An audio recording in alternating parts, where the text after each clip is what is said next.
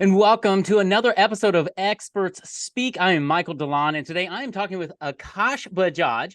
And well, first of all, Akash, thank you for taking some time and being with me today. Yeah, absolutely. Thanks for having me, Michael. You're welcome. This is going to be really a fun conversation because Akash is well, I don't think I've ever talked to anybody who's he's a well experienced doctor and pain relief person, but he's really focused now on anti-aging and longevity. And when I first found out and thought about that, I'm like, this is going to be really fun because I mean, who doesn't want to live longer? I just want to make sure, Akash, that when I live longer, I actually have more life in my years. And I'm hoping that's what you can kind of help me out, help me understand a little bit. So I want to dive into that as we take a jump off that diving board into the deep end, as I say. How in the world did you get to doing what you're doing today? Yeah, thanks, Michael. I mean, it's kind of a very interesting story, but I initially started in medical school going into anesthesiology.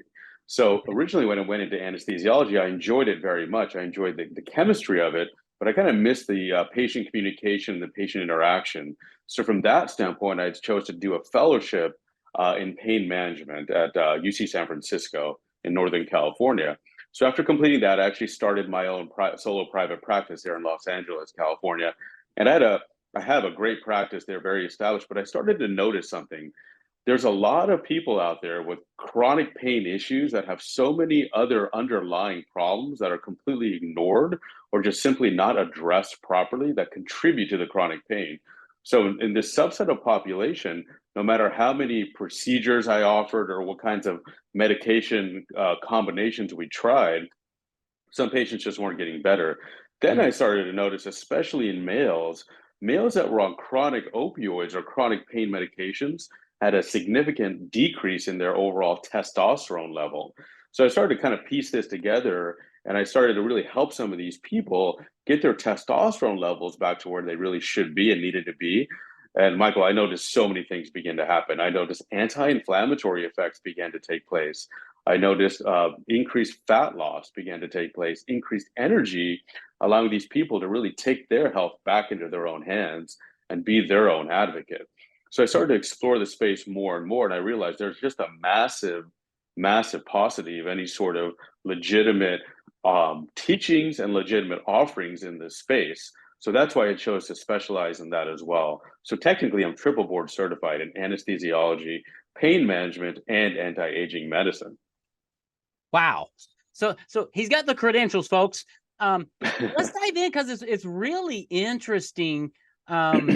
Because I know nothing about this, right? I've heard bits and pieces of it, but I really loved what you were saying about you have an issue, and so many times the medical community just slaps a band-aid, throws a pill, but there are underlying things that are contributing to that issue, and you've got to get down deep and solve those core issues. Is that what I heard you say? Well, that's exactly it, Michael. It's almost like medicine 2.0 versus what we're going into now, which is medicine 3.0. So, medicine 1.0, just a quick kind of historical overview here was, hey, you got sick. We don't know why. It could be the gods, it could be something in the air. We're going to try to drill a hole in your head. Maybe that'll help. We don't know. Medicine 2.0 was, hey, we understand now there's infection, there's bacteria. If you're sick, there might be something like an infection going on. And penicillin was literally the biggest kind of implementation of medicine 2.0, leading to antibiotics and treating all that. But what that also created for us is kind of a paradigm and a system in medicine where we wait until people get sick Hmm. and then we aggressively and reactively try to treat that person. So it's almost like we wait for the car crash and then we try to rescue the person out of the car. Doesn't make a lot of sense when you really think about it. And if you look at the course of medicine over the last 20, 30, 40, 50 years, certain kind of major issues, ongoing chronic issues like cancer, for example, the mortality rate hasn't changed much. And this is Right. why, because sometimes when we begin to discover the problem, it's too late. The negative lifestyle habits have already set hold. Things are so far gone from a metabolic or endocrine standpoint, it's completely hopeless no matter what you throw at it. And these patients end up taking sometimes 5, 10, 15 different medications a day, costing thousands of dollars, questioning compliance. Are these patients even doing that with Right. no acute improvement? So patients begin to lose any sort of incentive or motivation to continue this therapy because they're not seeing anything happen. Next thing you know, you're amputating limbs from diabetic neuropathy or things like that, right? So Yeah. medicine 3.0 is kind of what we're right on the cusp of now. It's a revolution in medicine, is really understanding, hey, we have the ability now to make you live longer, but those last 10 years of life, they're not great, right? Let's be Yeah. honest, they're not great. You're usually in a rest home, in hospice, in a hospital, usually ignored by your friends and family. I mean, who wants to live like that, right? You're better off to go out Thelma and Louise style 10 years earlier and just have a great life, right? Amen. But Yeah. but ultimately what we're moving to now is health span, right? And that's the term for what we're talking about, improving the quality of your life the entire way through, not just the length of your life. So medicine 3.0 is now beginning to understand, hey, listen, we have the ability now at a younger age, relatively speaking, to look at systems, look at your genetics, look at your epigenetics, which basically tells us what genes are turned on and turned off for you, and really create some sort of a plan or paradigm for you specifically to keep you optimized. So when you're 70, 80, 90, 100, you can still go for those bike rides you like to do. You can still play with your grandkids or even great grandkids at that point. You can still do the things you like to do. Otherwise, what's the point? Yeah. No, I love that, dude. I was at the post office the other day mailing something, and this elderly lady came in, right? And she was chit-chatting. She's like, "Oh, yeah, I'm 93, and my he's out driving the car, and he's 98." And I went, "Oh, my goodness." I went out and just chatted with him. He was coherent, Right. clear, and I thought, that's what I want. I want to be them, right? I don't want to be in the nursing home. Yeah, that is not life. And I like what you're saying here, because you're helping people almost create a pathway for life. All right, my wife is awesome. I've been married 33 years, right? She's had us taking vitamins, supplements, and all kinds of other things, and I have to tell her, and I tell you all the time, I really don't know if they work, but we Mhm. never get sick. And Right. I have to attribute it to that good eating and all of that, to go, I'm probably going to live longer than most people because I don't eat the general American diet, right? But you help us understand, how do you work with people? When should somebody even come to you? And do you lay out a plan for them, or how do you even get Yeah. started with this stuff? So that's exactly what we do, Michael. I treat all sorts of clients, people that have no idea how they got to their state in their life. Maybe they've made a ton of money and they're super wealthy, but everything else has been sacrificed. Now their health is Right. completely out the window. They got a mass, as I'm thinking about males primarily, they have a massive gut and they're just like, I'm really depressed. I have this like amazing car, amazing house, amazing whatever, amazing life, but I'm super depressed. I don't really understand why I'm doing what I'm doing. Right. And, you know, when we cross a certain point in our lives, we start to realize we have more time behind us than in front of us. And I think that's when a lot of men, specifically very accomplished professional men, realize I've spent so much time pursuing X, Y, or Z, I've neglected to live my life. And here Right. I am now with this massive uphill battle. Where do I go? And the problem today is you can get on the internet, you can type in anti aging, and you're going to get all sorts of crazy stuff. Some of Mhm. it's legitimate, some of it's not, right? So that's really the key, is to separate all that out.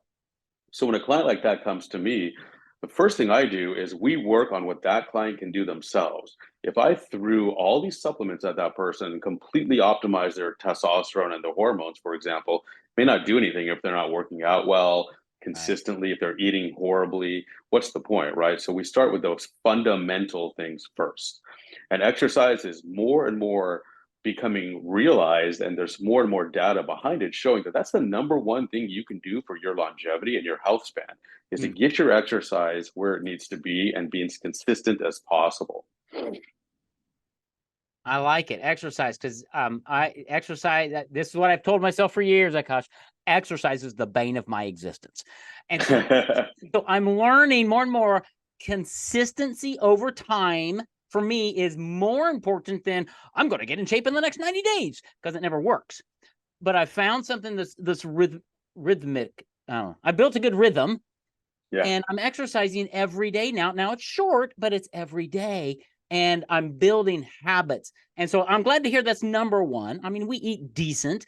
Um, and I want to dive into, you keep talking testosterone levels again for guys, Yeah. and for us dummies out here who aren't medical people, right?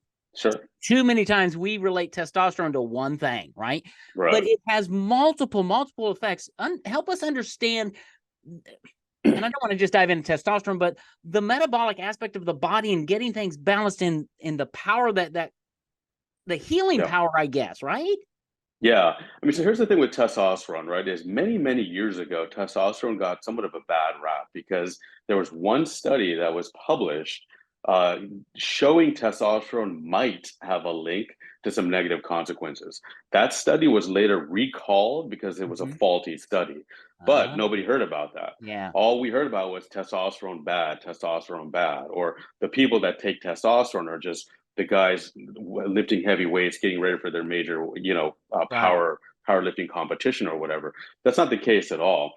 Typically, your testosterone will begin to decrease after the age of 30 by sometimes up to 1%. Now, what does testosterone do? There are some major things you need to be concerned about as an aging male with Mhm. testosterone. Obviously, libido, we all know about that. Decreased testosterone is directly linked to decreased libido. It's an anti-inflammatory. So if anybody out there is dealing with a chronic inflammatory issue, which can manifest as pain, it can manifest as physiological inflammation like glucose intolerance. It can Mhm. manifest as psychological symptoms as well, like just irritability, being short, being kind of depressed or anxious. All of those have inflammatory origins. So testosterone can actually help mitigate a lot of that or combat a lot of that. It also helps increase bone density. So as we get older, maybe we're not doing as much weight bearing activities as we used to be it weightlifting or just physical labor. Now we're at risk of osteopenia or osteoporosis. This is why sometimes you hear about people in their 70s, 80s, 90s that fall and they just break a hip, break a leg, just like that. That wouldn't happen if you were 30 or 40. Yeah. Why? One of the reasons is because your testosterone levels are completely out of whack. So now, but there are concerns with testosterone as well, which obviously we have to modulate, which I can talk more about. But think about testosterone as almost like a hormone in your body that's responsible for many, many things. Libido being just one of those, which is Yeah. obviously a fantastic bonus, but Right. it's not necessarily life. It's not a survival, technique. But Right. testosterone is responsible for certain survival mechanisms like increasing bone density and anti-inflammatory effects. Again, Yeah. pointing to increased health span. Yeah. That's fascinating. So, all right, I'm gonna say a phrase here and tell me if this is accurate. Is in order to affect change on the outside, you need to change the inside. That's beautiful, Michael, and that's exactly that's the paradigm of our practice, right? Okay. Literally, what I tell my patients is, you fix the inside, and the outside will fix itself. And our practice is in Los Angeles, which is the land of Botox and aesthetics and Right. all that, which is great, and there's definitely a place for all that. But listen, if you're not taking care of yourself on the inside, you can only mask things for so Right. long, and it's frankly pretty obvious. That person Yeah. looks like they do some work, but they don't look healthy, right? You Yes. see this all the time, all over the place. But if you fix yourself from the inside, not only are you going to be in better health, you're going to spend less time and money on things like these aesthetic masks for all intents and purposes, right? Because you're not going to need them. You're not gonna You need it. Yeah. know, you're not going to need it. Like some of the fundamental things, obviously the hormones we talked about, which is super, super important for men and women. Don't forget, All right. testosterone is often overlooked for females because it's just been associated with, as a male hormone. But there are tons of females that could benefit from testosterone replacement as well. Yeah. Another thing that we like to focus on is sleep. Sleep is something that, in this hustle culture we live in, just grind, grind, grind, sleep when I'm dead, blah, blah, blah. All of that is total nonsense. And I It speak from is. personal experience. As a medical resident and then a fellow, and then starting a private practice from scratch in a hyper competitive market like Los Angeles, sleep was something that was extreme, like was my enemy. I didn't want to sleep because I was losing time. But Right. you begin to see the effects, right? Right. In addition to that, there's actually objective data now that can demonstrate if you lack sleep for 2 or 3 days in a row, proper sleep, you're basically drunk driving if you get behind the wheel. Wow. And that's, I mean, truly that's the situation, right? And Yeah. all of us will see this as we begin to repair our sleep. But how do you do that? If you've been chronically sleep deprived for years or months or whatever, you're accelerating your aging process. Your Yeah. health span is going into the toilet, your lifespan is going to it's all going downhill. Which So is you're just, crazy it's because all we crazy. all we do is work, work, work for retirement, so I can have a great retirement what happens is you get into retirement, you haven't taken care of your body, and you spend your retirement going to doctor's offices and getting health checkups, right? You're totally right, Michael. And that's the thing, right? Taking a step back here is that's a mindset that we're all in, right? And that's another Yeah. component we focus on as well is mindset. Like, how much sense, if you really stop to think about it, you spend maybe 20, 30, 40 years of your life grinding, working, sacrificing every aspect of yourself except for the bottom line, right? Yeah. The almighty dollar. And then you get your retirement, you get your gold watch, couldn't be happier. And now what? To your point, you spend 50% or greater of that time just trying to get better, right? Yes. It's like that old I don't know if you've heard this old Mexican fable. It makes a lot of sense. There's a Mexican fisherman, and he's fishing on a beach, on his private little beach. He's got his private little cottage, and he's catching the best fish in town. And somebody comes up to him, this venture capitalist guy is vacationing in his town. He says, "Hey, Mr. Fisherman, your fish is great. We can make you a lot of money. Why don't we take this fish and take the fish that you catch, and we can deliver it all over the world?" And then the fisherman says, "And then what?" He says, "Well, then we'll sell it, we'll scale, we'll sell the company." And the fisherman says, "And then what?" He says, "Well, you'll make a bunch of money." And then he says, "Okay, and then what?" He says, "Well, then you can retire." And then what? "Well, then you can retire to a small little island and you can fish all day on your beach," which is exactly where he's at, We right? started. Right? And, Yeah. and, and that's exactly the problem we overlook. And look, it's a Yeah. lot of it's just our society and peer pressure. We see our peers doing it as well. But these are the people that come to my office and they're Yeah. like, "Doc, I've made all this money. I just need somebody competent to get me back to where I need to be. I want to feel like I used to feel before I got caught up in the grind." And that's exactly what we do. And a lot of it is mindset. A Yeah. lot of it is understanding nutrition, diet, and then we start to tweak the exogenous or the outside stuff. I love this. Because it speaks, it resonates with me anyway that this is the answer. I remember reading Stephen Covey's book, The 7 Habits of Highly Effective Mhm. People, 30 some odd years ago. And in one of the tape sets that I was listening to, he said, and this was back 30 years ago. Oh gosh, 30. He said the 5 biggest killers in America are all diet related, Mhm. but we will not change our palate to make a difference. And 30 years later, it's the same thing, I'm sure. And we don't want to do I just want the pill. Can I just have the pill?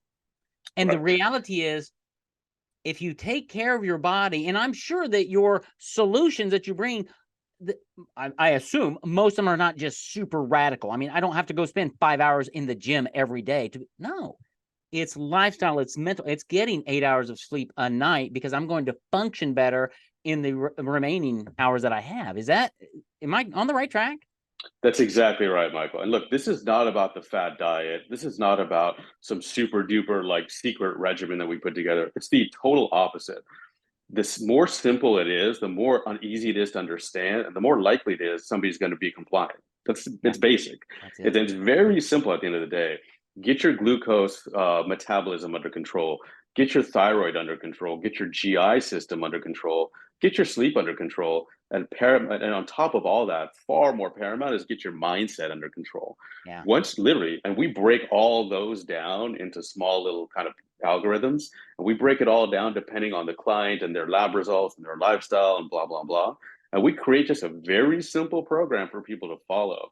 And it's about anywhere from 3 to 6 months, and we can get people completely dialed, not only looking better, but much more importantly, feeling better, Yes. happy again, a newfound vigor and joy in their life. They're not burnt out anymore. They laugh at that term, right? Because now they've achieved a balance, and they're just far more satisfied with the quality of their life. That's so cool. That is so cool because I can just see somebody who starts making that turn physically, but then the mental aspect, and they start connecting the dots. Emotionally, they're going to be better. What's that going to do to their hormones and emotions outside of any medicine? It's just how we're thinking, because the body and the mind, it all works together, right? We like to Correct. separate it, but you're smart enough to know, oh no, it's all one big unit here. And what I do to this affects that over there. And you're just helping people to dial it back into prevent those accidents, as you were talking about earlier. When you're talking about the car accident, why do we wait? I was thinking, I remember as a kid driving in cars without seatbelts because they weren't the law. And then seatbelt laws came in and deaths started going down. Then they had Mhm. airbags. I'm like, that's all preventative. That's really helped us. What you're doing is taking it to the next level, because you're working with the human body that says, we are used to 70, 80 years. If you hit 85 years of age, you've had a great life. And what I'm hearing you saying is you could probably live longer than that with full life and vigor through who knows how long. I mean, we don't know how long you could live, but you're going to live a full life. Is that fair summary? There's no reason why we can't all make it to 100 years old doing the things that we like to do. There's frankly no reason whatsoever.